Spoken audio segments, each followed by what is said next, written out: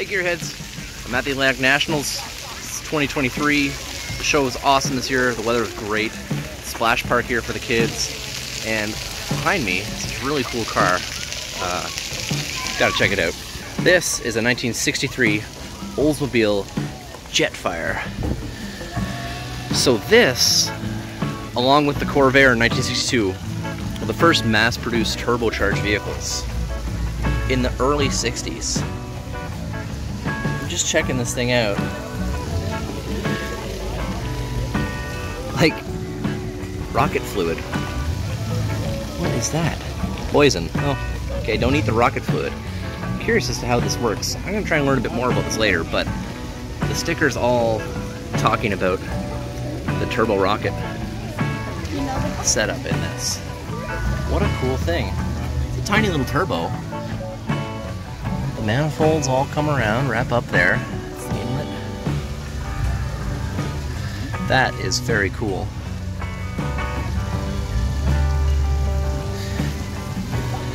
This is a 63. They were introduced with the turbo in 62.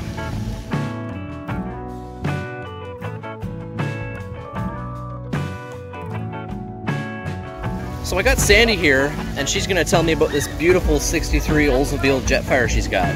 Hi, how's everybody today out there? We were in my 61 Olds wagon, and we started looking around at the cars. There's a little car show down beside this festival area. Only Oldsmobiles can go in it. And here was this little car, and I said to Steve, not being totally blonde and female, but what is that? I thought it was a turbo, but I thought he's going to say, it's not a turbo. He said, it's a turbo. And we both thought, oh, somebody's put a turbo on an Oldsmobile.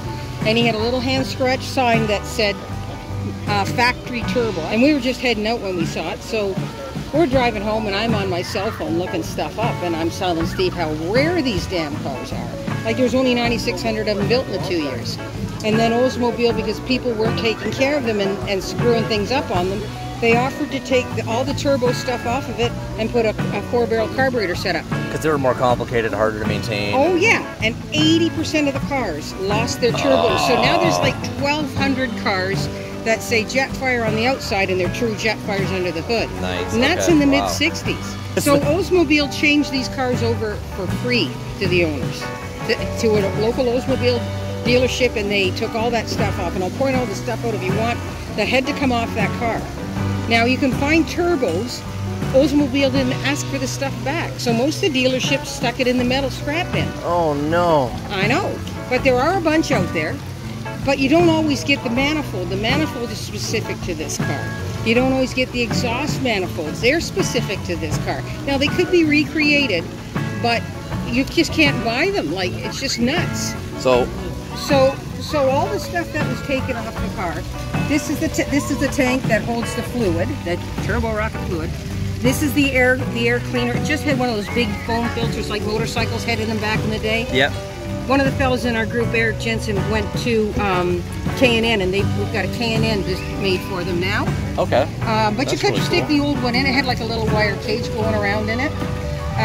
So then the intake manifold underneath the turbo was specific to this car. And then the exhaust headers, this one dumps and goes under the engine to this side, goes into the turbo, spins it up, and that's the dump pipe for it going into the exhaust. All that stuff all came off at the dealership, and only some of it's out there. Now I'm gonna guess you can probably monkey around with a 4-barrel, I don't know, make it work. It's got a big oval hole in the top of it. So possibly, I don't know, I've never talked to anybody and said, hey, can you actually like take one for a quadrojet and do that? I don't know. Why would you? It's special now. And now you've figured out how to maintain, and like, I'm sure that the people that do still have them probably have the expertise to figure out pretty much anything that could go wrong with it now. Oh yeah, like there's a lot of guys. So there's only 2 guys that I know of in the world that know how to rebuild those turbos. One's Jim Knoll, he did this one on my car, and the other one is Eric Jensen. He's working on some stuff for me because we actually have a couple of these now. Because once you get one, they kind of like, even though there's very few. So we know of about, and I asked the guys because those 2 guys have the records on everything, but at one point we knew of about 50 cars that were turbo intact and were in good enough shape that could make the road, and there was only about 25 of them actually on the road. That's back when I got this, and I know the numbers are increasing. So I don't know exactly how many are on the road operating fully functional with their original equipment, but the numbers are very, very low. It'd be surprising if we ever top 100 cars. This one was in a wee altercation back in the early 70s. Apparently a drunk guy coming the other way on a bridge sideswiped your dad. So this fender was painted and this hood was painted, but the rest of the car's all original paint. Now, and it's just been cut was off. this chassis shared with other Oldsmobiles at the time? All the F85 lines, so they had the 4-door cars, and they look identical to this at first glance.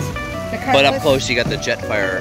Yes, it says Jetfire on it. It has got Jetfire specific trim inside the car, outside the car. But like the bumpers and everything are the same.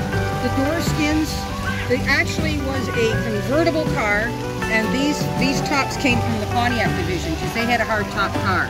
Oh, so they use convertible chassis, and then they throw the hard tops on from Pontiac. Yeah, now I don't know at what point in the assembly line that truly happened, but yes, because the only 2-door car. Yeah, you kind of see where they had to do something, right? Yeah. The only 2-door car they had without a post was the convertible. If you got a Cutlass of the same year, it has a post in here. Okay. Really cool.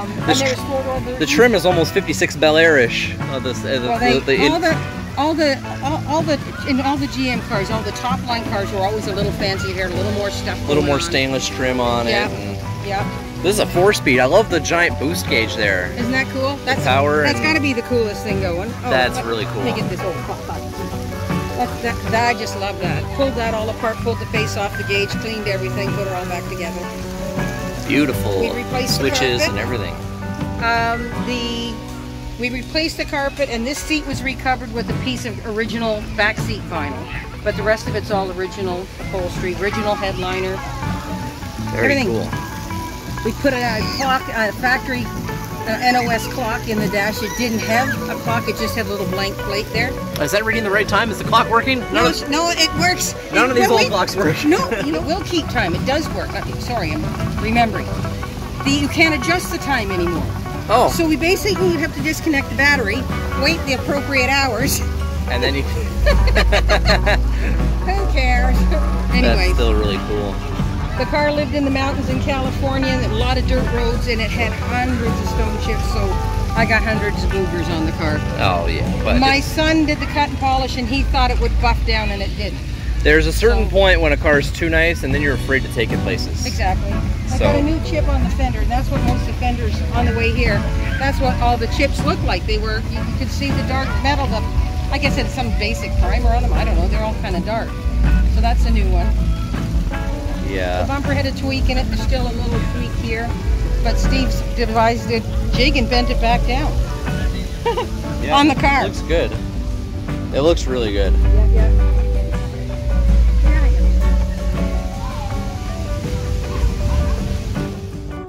Her first time back on the road since '86. It was snowing that day, but Betty stopped by and... So now her name's Betty White. But her name's been Betty White up for a long time. Oh, and rest in peace. Unfortunately, Betty didn't make it to 100. I'm hoping she makes it to 99. Yeah. She's only 60. Yeah, let's see if we get this one to to 99. She's younger than I am. Anyhow, solid, beautiful. all kinds of stuff. Thank you so much. Take care.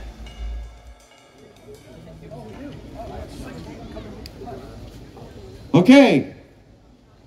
Back to the Atlantic Nationals top 15 as chosen by your judges. Number 881, Norman Krantz with a 69 AMX. Come on down. Number 150, Sandra Gray with a 1963 Olds Jetfire. Come on down. Now we're going to divert for a second. Sandra, don't go away.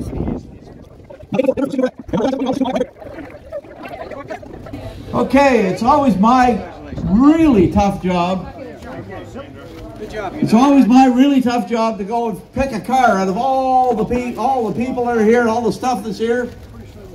And I was blown away on Thursday when I saw this super cool 63 Buick or Oldsmobile Jetfire with a 215 turbocharged methane water injected engine. It's the coolest car I've seen ever. I never saw one before. I understand there's 12 in existence. And this lady, Sandra Gray, brought it to us from Ontario. And she has 3 of them. 2 on the road, 1's a parts car. 1 on the road and 2 are working on. I didn't know it was that.